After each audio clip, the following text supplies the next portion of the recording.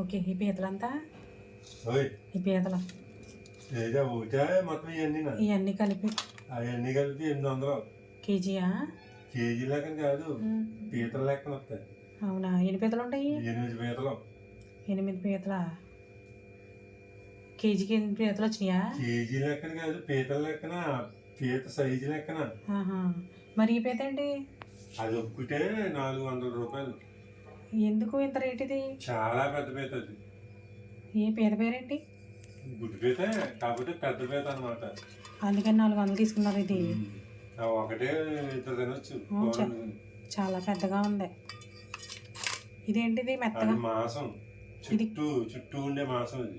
ఇది ఇలాగే వేసేసి కడిగేసి కూరలో. ఓకే. అంటే దాన్ని బట్టి చూసుకొని ఎంత పెద్ద పీత. కాలు చూడు, చాలా పెద్దగా ఉంది కాలు. ఒకటే కాలు ఉంటుంది, 2 కాళ్ళు ఉంటే కంపెనీకి వెళ్ళిపోతాయి. ఒక కాలు ఉంది కాబట్టి అమ్మకానికి వచ్చింది. అవునా?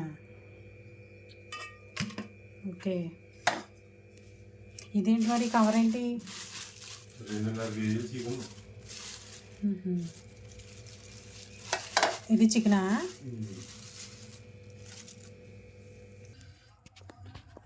ఇదిగోండి పీతలు అయితే క్లీన్ చేస్తున్నారు. ఇదిగోండి బ్రష్. ఇది బ్రష్ కాదు, ఇదేంటి అంట్లతో పీస్ అండి, కొత్తదే. వాడేసింది అనుకుంటారు, వాడేసింది కాదండి, కొత్త పీస్ తోటి పీతకున్న ఈ విధంగా బ్లాక్ ఈ విధంగా అయితే క్లీన్ చేస్తున్నారు.